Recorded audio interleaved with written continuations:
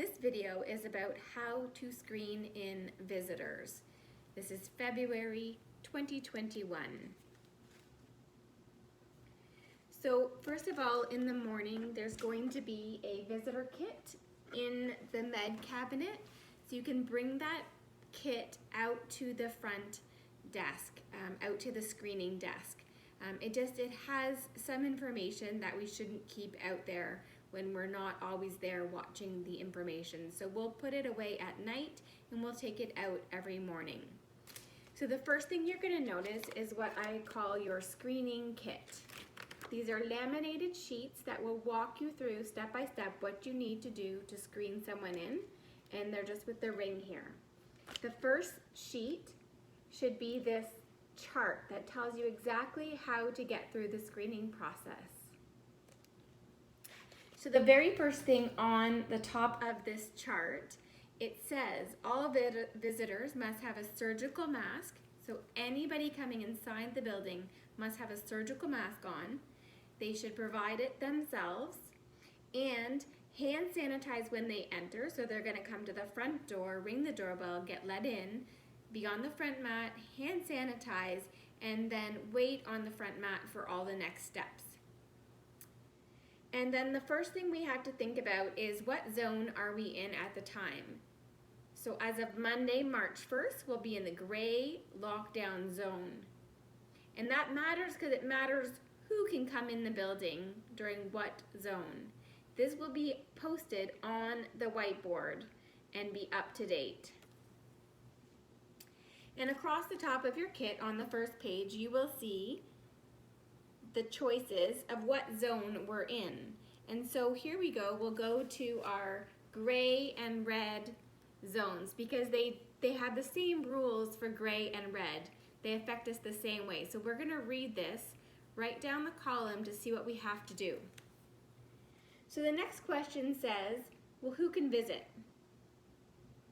So in order to understand who can visit, we need to understand the types of visitors we could be. So the way that they've been classified. Now I didn't classify these. I didn't make this up. This is from the MSAA, so the Ministry of Seniors and Accessibility, as well as the RHRA. Okay? So essentially there's 4 different types of visitors, but there's 2 classes. So there's the essential visitor, and they are the only type allowed in a gray and red zone. Okay? So there's essential visitors, number 1. There's number 2 is a general visitor, and number 3 is a personal care service provider. So it's really important to read the definitions of what these are because it doesn't really make sense intuitively.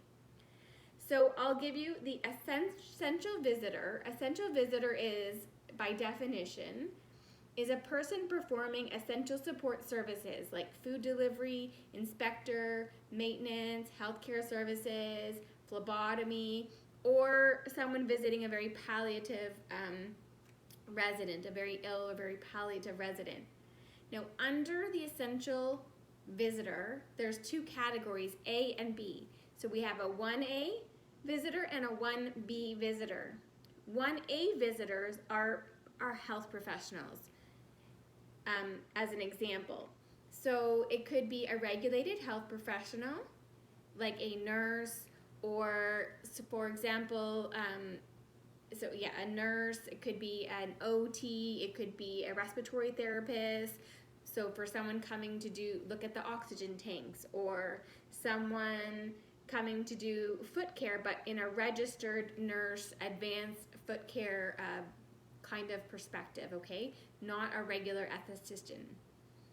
And then we have contract workers, so it could be if we need like a sprinkler inspection or public health inspection. It can be maintenance workers. It could also be any housekeepers if we had some special housekeepers, or food delivery. So physiotherapy, these are all under A, support worker. So 1A, an essential visitor, and A for support worker. Then we also have the essential visitor called B the caregiver. So 1B is the caregiver or the essential caregiver, or also called the designated caregiver. And this is really going to be, in our case, mostly our close family. So the residents themselves or their substitute decision maker or their POA can appoint, or the resident could select, 2 caregivers they want to have. That means that whether we're in lockdown or not in lockdown, those people are allowed to come in and visit our residents. And in theory, those people as essential caregivers are really allowed to move freely in the home with the proper PPE and visit their loved one. And what will happen though is during certain times, we will also work with public health. And public health may say that actually it's too severe outside the building, or the variant is concerning us right now. So in your home, because those essential caregivers would have to walk through our unmasked population, we will have those visits in the atrium for now. That's an example. So public health always, there's the visiting policy, which says the essential caregivers could go anywhere in the home. But then there's public health that may lay another layer of rules or guidelines on top of that, okay? So you'll have to know what those stipulations are at each time, and I will just let us know when they change, okay? The next type of visitor is called the general visitor, and this is our families, friends, anyone that isn't one of those essential visitors. And you'll see that they're really only, we can work with those visits. Those would only occur in designated visiting areas like the atrium or the back. They are not permitted to freely walk and be anywhere they would like on the premises. They have special visiting places. Those are assigned visiting times, and more like what we were doing back in the summer. That's the general visitor. They would have to call ahead and book an appointment and come in and have their visit, and they would only be allowed in the yellow and green zones. And then we have the personal care service provider, so number 3. And number 3, these are your hairdressers or your estheticians. Those are examples of what the personal care service provider is, and those are mostly only allowed in yellow and green as well. Okay? So essential visitors are allowed more in the red and gray zones. They're the support worker, which is your health professionals or any mandatory service that we need in the home. And then you have your essential caregivers, which are designated by the resident or their family members, and it's a limit of 2. Okay? So hopefully that makes sense. It's kind of complicated, so I'm trying to make it clear. So when I say who can visit, basically it's about looking at the gray and red zone. So if you look on the sheet, we look at gray and red, so we're there. So right now in gray and red, who can visit? Essential visitors can visit only. And there's the 2 types, like I said, support workers or caregivers. And there's a star here to say that caregivers, if they are going to be that designated caregiver, then they must have a designated caregiver form filled out, okay? So they have to have told us in writing that, you know, person X or person Y is been designated for an individual resident, and they're allowed to have 2. So we have to keep track of it. So there's a sheet here where we can fill out for each resident the name of their caregiver, and also then we have the forms available here. So if someone was to decide on a day, we can have them filled out. You just have to let me know about it so I can approve it and understand and make sure the person only has 2. Okay? So there's a designated caregiver form that must be filled out in writing, and we keep it here on file. And then you would just write a list of who has that designated caregiver and that they've been approved to have that, okay? So if they don't have that and they're not a support worker, then they can't come in during the gray and red zones, or orange even, okay? The next then we would look at is the next step is gonna be to do screening questions. So we're very comfortable with the screening questions. Okay, and I've got them just in the kit. So they're the next thing in the kit after the designated form and the list. These are just examples so you know what I'm talking about. And then we get to our screening form. So you're going to do the screening as we would do it. Read through all the questions, and then when it gets to the point of the fever, obviously we're going to take the temperature. And then if I just go back, I have to keep going back to my front sheet to tell me what to do. So after the screening questions are done, then I've done their temperature and they're okay there, I can also ask them, I need to ask them to complete a waiver form, okay? It's a waiver form here, so everyone will receive a copy of the waiver form.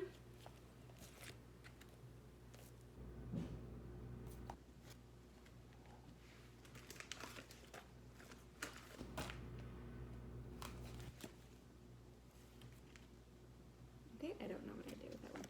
Okay, so yes, everyone will receive a copy of the waiver form. So there's copies in here, and they can read through and decide to sign it and we will keep it, or they can decide to just refuse, or you write refuse to sign and we keep a copy of the fact that they refused it as well, okay? So then we keep track of those in here. Okay, so the waiver form. And then after they've done the waiver form, we can sign them in on the regular sign-in sheet. Okay, regular sign-in sheet as always, just fill in the information there like we always have, and now they are signed in. Okay, and then if we go back to the front of this, the front of our kit, so we've screened, questioned, we've asked them about the waiver, and we've signed them in, and if they passed everything, then they're gonna move on to the next step. If they fail, you need to read what is on the screening sheet, what the next steps are, and also let me know. It's important that they get the right follow-up directions if indeed they do fail. The next thing is the safety review.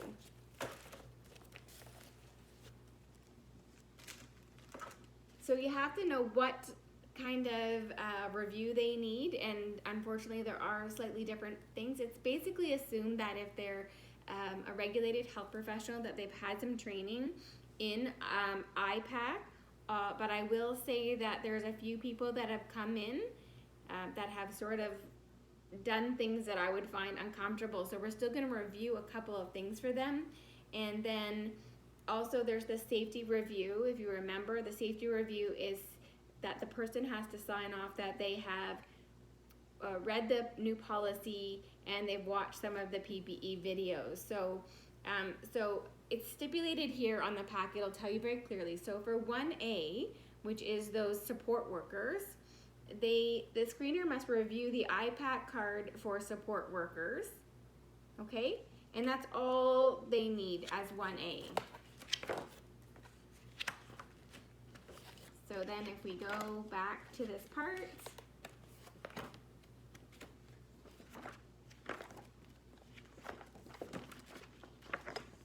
we have the IPAC reminders at the very back for visitors, 1A, and also for personal care service providers. This is all they need, and it just says to remind them that the surgical mask must be worn for inside visits. Keep your mask over your nose and your chin at all times. Never pull your mask down or hang it off your ear. Never touch the mask, and if you do, sanitize your hands immediately.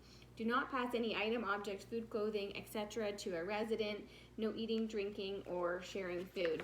And then on the back, and I do want them to see this, is just a reminder again of this is how not to wear your mask, because I've seen it already with the few people we've let in already. I've seen it.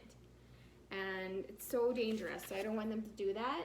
And then also just reminding them how to hand sanitize, and you may even take the hand sanitizer at the door and just show them really how you're supposed to hand sanitize, and direct them to the posters on the wall and right here too about how to hand sanitize. Okay, so just re-stressing the importance of that. And then if we go back to our chart, we see that for 1B, remember during red and gray, we can only have 1A and 1B allowed in. So 1B, who are they? Those are our designated caregivers. Those are our family members, our direct contacts to our residents. So the visitor policy, again, this is not me, this is the visitor policy, says that they must fill in the COVID safety review, which you're very familiar with already, okay? And so they have to do this, okay? And it tells you on the top who has to do it. So caregivers that we're talking about right now, general visitors, and the personal care service provider. So it's anybody who they would assume is not very well trained on PPE rules or on the visitor policy and are really going to be having some close contact with the residents. So that's why they have to review the visitor policy as well as the PPE videos put out by Public Health, okay? So there's a separate binder for those, okay? And remember, those only have to be done every time there's a new policy or once a month. So in order to keep track of that, so we don't have to keep asking people, I've got a sheet where we can just write down that they've done it. So for example, someone is here and I write down the type of visitor they are and that we've gone through the questions, they've attested to doing the safety review and the date. So now we know for February it's done. And then the first time we see them in March, we can do it again. And we do need to keep hold of those and not let them go because our HRA would be looking for those as proof that they did it. And so for the safety review, that again is just reminding you, just read the question and you check off yes or no that they've done it. Okay, they don't have to sign anything there. And then if you go back to the front again of the head of our kit, you can see that you also then need to do the IPAC card for 1B, okay? And so the very last thing has the IPAC reminders for visitors 1B and 2, which is all our family and friends visitors. And so you know that card, we've read it, so you're gonna read that aloud to them as well. They don't have to sign it, they just have to hear it. And then just re-emphasize again about the mask and the hand washing. So for every visitor that comes through the door, we are going to re-emphasize how not to wear the mask, that it should never be, your mouth should never be exposed in your whole entire visit, and if you really need to, then, and not even in the washroom, so emphasize that too. Just because you're in the washroom, that's still a zone that is not safe to have your mask off, so maybe emphasize that as well. If they really need to do something, they could step out and have a drink outside of the home, or they could step in the staff room if they really needed to, but that would be more work on our part. So I think just stepping outside of the home if they need to would be the only option for being able to take a drink or have something to eat, okay? So I think that's, and then at the end of the night, we'll just put it all back together and put it in the container and put it in the med cart. So I hope that makes sense. And I've also got the new visitor policy that just make sure you've read through that and sign off on it as well, okay? And if you have any questions, just let me know because it's super important. This is the first line of protection for our residents from visitors who may or may not have the same level of regard for safety as we do. So let's share our level of safety, our level of education with them. And then once we get this stuff done, let's just, let's really have them enjoy their visit because our residents need that connection and they need the services that are coming in the home. So we want to welcome people to the home. Make sure when they first come, we really welcome them in because we're really happy to see the people and we want them to feel comfortable here. But we'll do the rules and then we'll just remember to encourage them to have a really safe but enjoyable visit, okay? So thank you so much for all your help, everybody. Thank you for watching the video. And again, if you have any questions, just let me know. Thank you.